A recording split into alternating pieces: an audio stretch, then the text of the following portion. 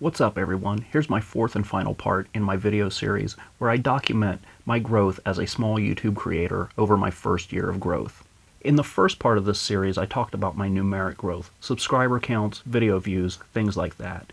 And in the second part I talk about what I did to get monetized and start making money on YouTube. In part 3 I talked about the mistakes that I made along the way. And in this video I'll be talking about the things that I did right, as well as some other advice for general channel creators. Links to all of the previous parts will be in the description below if you want to watch those. I highly recommend that you check them out. So here is what I did right. I had no expectations. I spent a lot of time experimenting. And number 3 is I continue to do number 1 and 2. That's it. Pretty simple. And I think the best thing you can do is especially when nobody's watching, is experiment, play around, see what works for you, and try to improve something with every video that you make.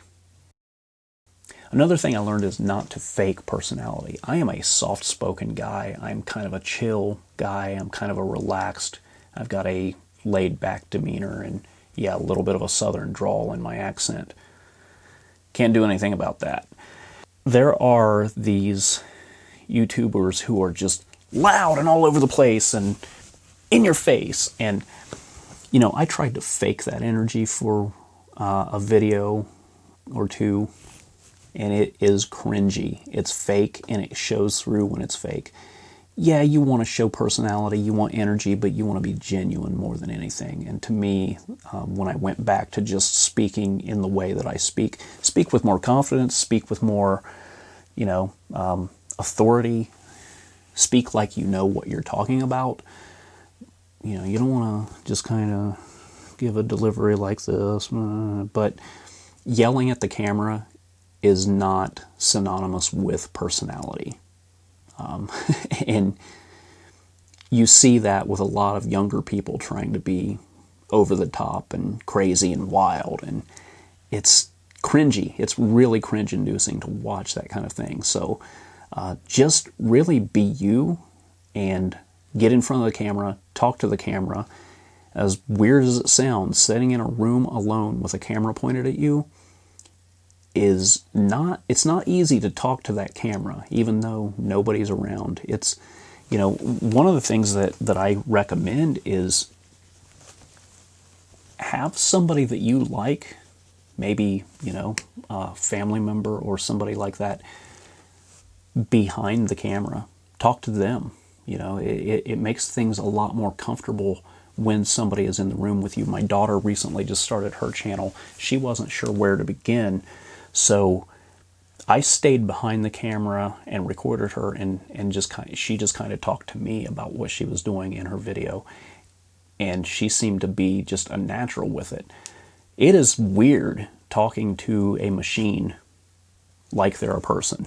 It's not natural, and as much as you may be a really good public speaker or interacting with other people, for me it's really weird to talk to a camera. I am definitely an introvert, but I have no problem talking and communicating with people. I'm very uncomfortable in front of a camera, even with nobody else around. I can take as many takes of this as I want. I can re-record whatever I want and do more takes at it, but it's still not something that I feel natural doing, just sitting in front of the camera and talking naturally. So what I really learned from all of this is that YouTube momentum is a huge deal. More views get you more views, more subscribers get you more subscribers.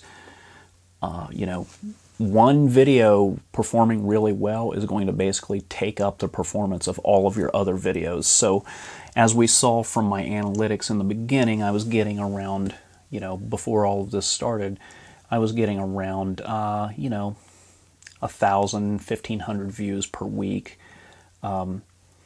Now I had that massive spike in growth and I've kind of plateaued back down. Now I'm getting about 7,500 views per week, and I'm growing slowly from there. So Definitely when that kind of thing comes around, you want to take advantage of it and see what works. Interacting with your audience is a good thing. Definitely, leave thumbs ups and likes on your people's comments, heart their comments, that kind of thing. Are you a small creator just starting out? Leave a comment below. Let me know. I want to hear from everybody on this. If you've gotten a massive spike, let me know when that spike hit you, when one of your videos took off. How many subs did you have at that point? For me, it seemed like the magic number was 500. I don't know if that had anything to do with it. As they say, there are a lot of things that the algorithm takes into effect when it pushes a video out.